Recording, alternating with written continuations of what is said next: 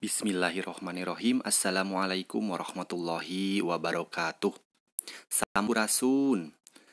Alhamdulillah dinten ayeuna tiasa patepang deui sareng Bapa. Dinten ayeuna urang ngabahas masih dina pangajaran kalima ngalajengkeun anu mingon kamari. Dinten ayeuna materina kana istilah perdagangan. Mangga urang sasarengan titenan materina. Istilah perdagangan, mangga urang titenan kalimah-kalimah di handap. Nu kahiji, dupi omset dina sasasihna sabaraha, Pak? Nu kadua, ari orderan mah hampir ti sakabeh kota di Jawa Barat.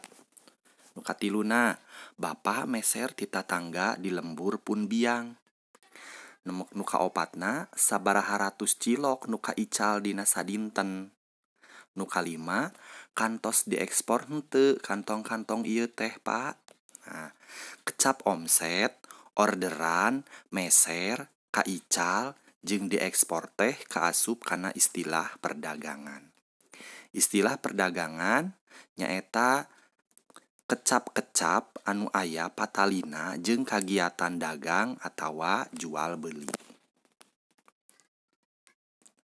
Nah, urang titenan suku sadayana istilah perdagangan di handap. Nu kahiji dadasar. Naon ari dadasar teh? Dadasar nyaeta ngamparkeun jeung ngatur dagangan. Biasana anu sok icalan ngamparnya di pasar seueur dadasar heula, nah kitu.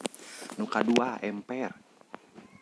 Emper teh bagean toko atawa warung belah hareup atawa tukang nu teu kakurung ku bilik paranti ngiuhan. Emper sami biasana di pasar seueurnya emper atanapi di toko-toko. Terus nu katiluna elos. Elos teh wawangunan panjang teu dibilikan, bolongor. Janten terbuka maksudna. Paranti neundeun barang dagangan. Nu kaopat ngembrek. Naon ngembrek teh? Dagangan henteu laku atawa teu payu. Jadi saking ku seueurnya ngembrek hartosna. Nu kalima padagang. Padagang teh nu jualan atawa nu dagang. Terus nu kagenepna aya pasar. Pasar teh tempat jual beli anu merenah. Terang pangintennya pasar mah seueur di urang. Pasar di mana gitu nya di daerahna masing-masing tangtosna seueur pasar. Nu katujuh rugi. Rugi teh ngajual dagangan henteu meunang bati tanapi teu meunang untung. Terus nu kadalapana toko. Toko teh warung gede biasana aya sisi jalan gede nu ngajual rupa-rupa dagangan.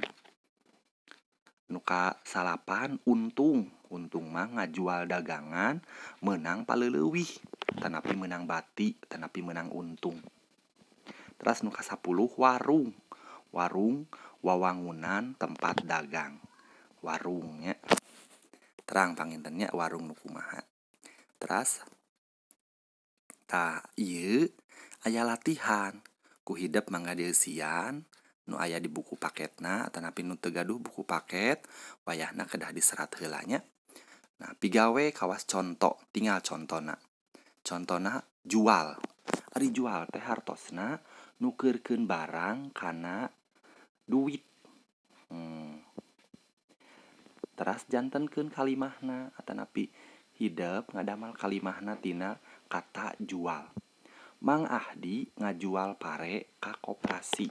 Eta contona. Nah, ku hidep aya sababaraha conto atanapi sababaraha latihan kedah dieusian.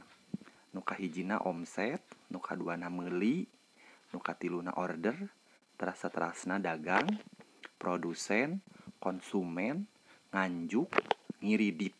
Tah eta teh nu neme disebatkeun ku Bapa kedah terang heula naon hartosna. Teras saterasna ku hidep dijantenkeun kalimahna. Tah ieu latihan mangga dikerjakeun teras dikintunkeun ka Bapa mangga pamitos rengse. Teras salajengna aya tugas. Ieu tugasna lebet kana penilaian portofolio. Kerjakeun pangajen pangajaran 5 dina buku paket diajar basa Sunda kelas genep bagian A sareng B dina kaca 100 dugi ka 102. Kintunkeun jawabanana paling lambat tabuh 2 siang. Tah sakitu panginten pangajaran dinten ayeuna. Insyaallah patepang deui minggon payun. Wabillahi taufik wal hidayah. Wassalamualaikum warahmatullahi wabarakatuh.